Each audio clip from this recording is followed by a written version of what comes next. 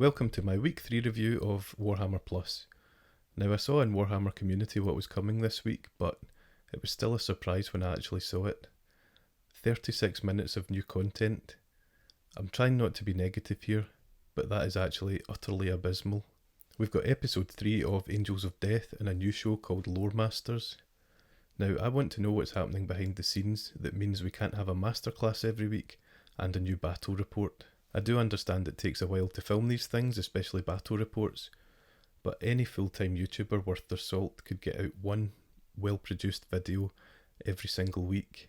If you're wanting to compete in those spaces, then compete, but don't half-ass it. The presenters don't even overlap. Louise Sugden does Masterclass, Patrick does the battle reports, and Wade Price is doing Loremaster. So where's the bottleneck? Do they need more video editors? Have they only got one camera? I'm being a bit facetious, but there has to be something wrong that they can't film things in parallel and edit and produce these things easily and quickly. These things are being marketed as shows, and if they are shows, then they need to be treated as such. Consistency is the key here. If expected shows aren't released on a regular basis, viewers will turn off and go elsewhere, i.e. to YouTube, where a lot of this content is as good, if not better, than the stuff that they're putting out. If they were struggling to produce content in the first place, then delay for a few months. If the strategy is to drip feed to people, it's just going to annoy everyone. I want to know that every week there will be a new Loremasters, battle report, masterclass, and at least one animated show. And if that animated show is not Angels of Death, then I'll go in a massive huff. I'll do a quick roundup of the content for this week, and it will be very quick, so let's get started. Wade Price fronts a new show called Loremasters, and this week it focuses on Abaddon the Despoiler, Chaos Warmaster, and all-round badass. This is one I've been looking forward to since it was announced, and it was perfectly entertaining, but it did throw up a few questions. First of all, he's called Abaddon and not Abaddon, so take that, Duncan Rhodes. I've done lore-heavy videos in the past, and the problem is always, what are you going to fill the talky bits with? You need something to keep viewer interest. It can't just be talking over a static picture.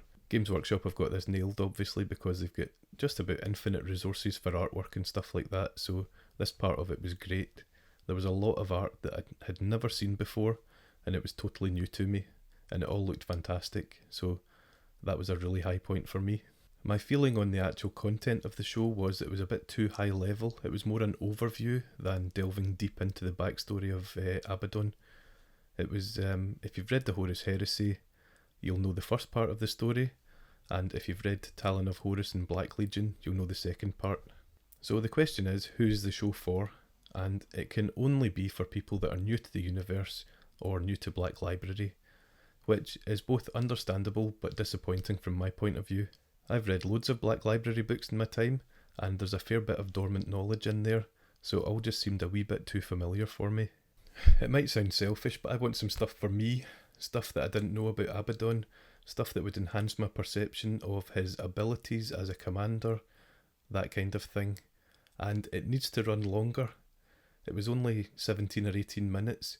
I envisioned this show would be something that I would put on as I was painting, but unless my session's only 17 or 18 minutes long, that's not going to be the case here.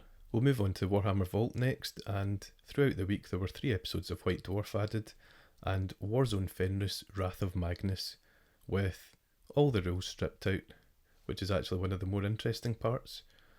I'm not really understanding why they're doing this, other than they might not want everyone to have a distributable PDF of all their books, but if that's the case, don't even start in the first place.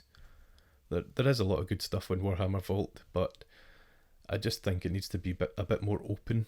That was what I expected in the first place, and once more, my expectation hasn't been met. I know I'm sounding really negative here, but I do love the content, and I'm a big Warhammer fan, and I just want as much as I can get. Then, we've got Angels of Death. It's just as well it's wearing power armour, because it's been carrying Warhammer Plus for 3 weeks now. I'm kind of joking, but it is easily the best thing on this, and I hope it runs for quite a long time. I know there's a limited amount of episodes, but it doesn't mean there can't be more seasons in the future. If it skips a week, I riot. We've got space battles, we've got city battles, Space Marines fight like walking fortresses, and a full squad of them is just downright fearsome. I can't explain how happy I am about seeing Space Marines in combat. It's amazing. Childhood dream come true, really. The combat looks great. There's limbs and heads flying everywhere. The hits carry real weight to them. The bolters still sound a bit weedy, but it's amazing. So, as you can probably guess from my enthusiasm, Angels of Death continues to impress. I'm totally gripped by the story. There's a real sense of fear for your favourite characters. If you've ever wondered what it's like for a human to be hit by a Crozius, wonder no more.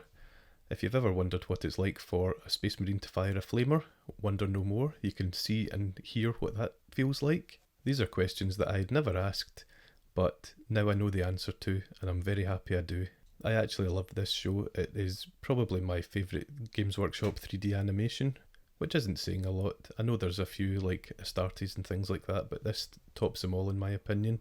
I really want to say more, but I don't want to spoil it. I think every fan of Warhammer 40k should experience it for themselves. Really happy with this one. So that's it for another week. Apologies that it was so short, not really my fault.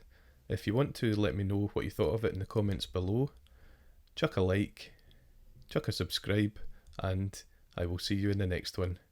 Cheers.